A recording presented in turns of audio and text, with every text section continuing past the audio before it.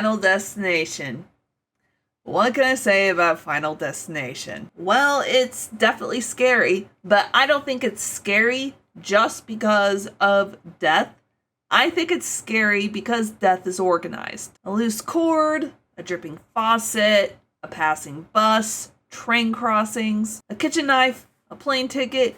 None of these things are monsters in and of themselves. After watching Final Destination, you start to read ordinary, average, everyday life like a threat assessment and start looking for the patterns. The ring made watching feel dangerous. Final Destination puts fear into the world that we have to live in. A room becomes suspicious and a normal day seems full of warning signs. That shift from fear of the screen to fear of the world is exactly why Final Destination belongs in this series, The Horror That Raised Us. Final Destination gave millennials, like myself in particular, an existential crisis and taught us that the real horror lies in the setup. Hi, I'm Brandy, otherwise known as Terrorific Lady, and welcome back to Retro Horror School, where we discuss, dissect, and analyze horror from the 1970s through the 2010s,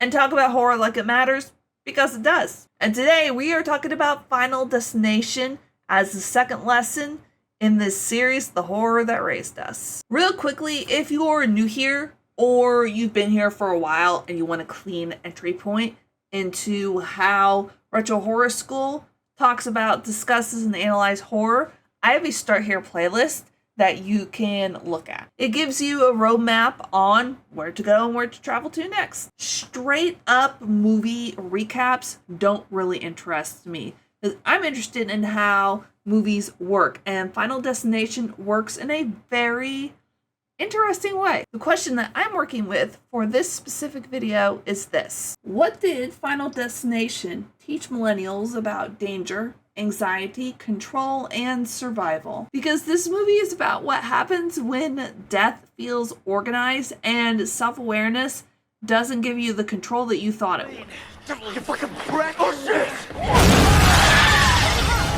One of the smartest things that Final Destination does is that it removes a visible, tangible killer. There is no masked man stalking people with a butcher's knife or a machete. Death has no real face and no real body and no real voice. And the absence of all this changes the entire horror structure itself. In a slasher movie, the killer gives the audience some form of orientation. Even when it's terrifying, you can usually locate the danger. Oh, the killer's over there. Oh, he's behind the door. Oh, he's coming down the hallway. He's over there. He's gonna get you. They exist somewhere specific. Final Destination shows that death is built into the environment. So the movie replaces a tangible killer with a system. And even though the deaths look like accidents, the system is not random. Alex begins to understand that death has a design. And once you see that death has a design, safety stops being safety. That is where Final Destination separates itself from the traditional slasher or monster movie. The threat appears in the movie through signs, patterns, environmental shifts, and musical cues. The Grim Reaper does not need to chase anyone because his system and his design is already built in. The opening premonition teaches us how to watch the rest of the movie. Before Flight 180 takes off, Alex notices a few things. Goddamn. Kind of plane crash. Very specific little things in the environment, like the time of his flight being the same as his birthday. September 25, 9:25.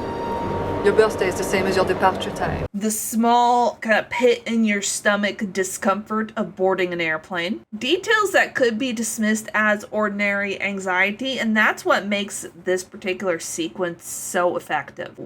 Most people know what it's like to feel nervous before something. You tell yourself that, oh, you're overthinking it, you're being irrational, everything's gonna be fine, I'm worrying too much. You get on the plane, you get in the car, you keep going. The contract or payment for existing or moving throughout the world requires your trust. So you let those small little warning signs and feelings go. Final Destination makes that line unstable. Alex is anxious, and he's also right. What makes a premonition a nightmare is that knowledge and information are not the same thing as safety. And knowing something is coming and not being able to stop it, that is a different kind of suffering altogether. The minute that we see as viewers that the premonition has come true, we have been trained. From that point forward, we watch the movie like it's a warning system, scanning and anticipating and looking for whatever small detail is about to matter. The opening has taught us that ordinary things can be part of a larger design, and we can't unknow that now. The rest of the movie feels like a test that we might be failing in real time. Alex has information he can't prove, a pattern that he can't fully control, and a warning that most people will only believe after it's already too late. As he said to Carter, Think it's gonna make it easier to know, Carter? It's not. It's gonna make it fucking harder. Then you can just drop fucking dead. Final Destination is at its strongest when it turns ordinary things and spaces into death machines. The deaths in this movie work because these are objects that people live around every day. Water, wires, cords, mugs, knives, doors, trains, buses, appliances, and just loose objects hanging around that seem insignificant. The film trains you to understand that they are. And what it's really making you afraid of is sequence. A spark leads to a fire. A cord pulls something out of place. A piece of metal becomes fatal because all the little prior details moved everything exactly where it needed to go. The horror is watching the room or space assemble the death. And as viewers, we start watching the space like we're unofficial safety inspectors. The editing of the movie connects objects into a possible chain. Close-ups turn mundane items or events into evidence. And everything in the room starts to feel claustrophobic because any of these items might be waiting for its turn to do the inevitable. This is very different from a jump scare in horror. A jump scare is very sudden. It hits you, and then it releases. Chain reaction scares keep you in the buildup. It makes the audience participate in the anticipation, trying to guess what comes next or what is going to happen. Rooms stop feeling like safe spaces and start to feel like death is just building a very sadistic Lego set. Alex survives because he notices things that other people dismiss, and it makes him such an interesting character to follow. He is both paranoid and rational. Someone who has seen enough to know that something is happening, but who can't explain it to anyone who has not seen it or experienced it themselves. He starts trying to read death's design. He watches for signs, connects the survivors in the order that they would have died on the plane, studies the explosion, and looks for the next person in the sequence. He believes that if he can understand the pattern clearly enough, maybe he can interrupt it. The movie makes that instinct feel both intelligent and exhausting. On one level, Alex is right. Paying attention works some of the time. Hypervigilance does help him save Carter, at least temporarily. He has noticed and seemingly cracked the pattern, but knowing the pattern doesn't mean that you control the pattern. Being right doesn't mean people will believe you, and he can't stop because the stakes won't let him. There's something very millennial in that dynamic. Final Destination frames anxiety as a kind of intelligence. The suggestion that the person who everyone dismisses as overreacting might be the very same person who is reading the room correctly. But the movie does not let that become empowering. Alex's awareness isolates him. It makes him responsible for warnings that people just don't want to hear, forcing him to live inside a pattern that other people only recognize after it hurts others. Seeing the danger and the signs before everyone else means you have to watch the disaster arrive twice. Once before it happens, and once after nobody listens. That is why Final Destination made a lot of us afraid of being right.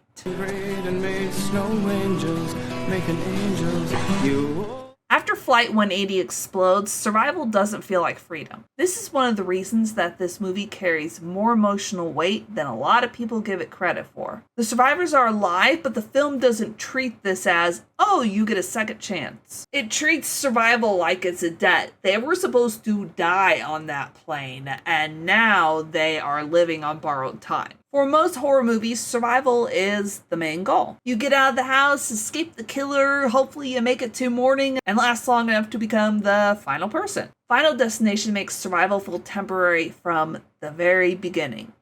They can't escape death, they can only delay it. Survivor's guilt already carries the question, why am I still here? In Final Destination, the answer the movie seems to be giving is that you're not supposed to be here at all. You disrupted something, and whatever you disrupted is still working. Alex carries that differently than others because he saw it coming. He has to live with being right, being doubted, and not being able to save everyone anyway. The other survivors respond differently.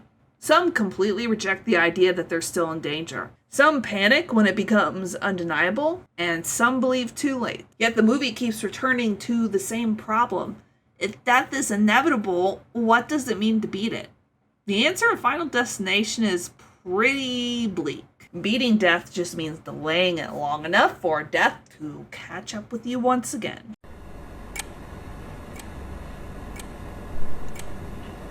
Final Destination and the other franchise movies became a reflex.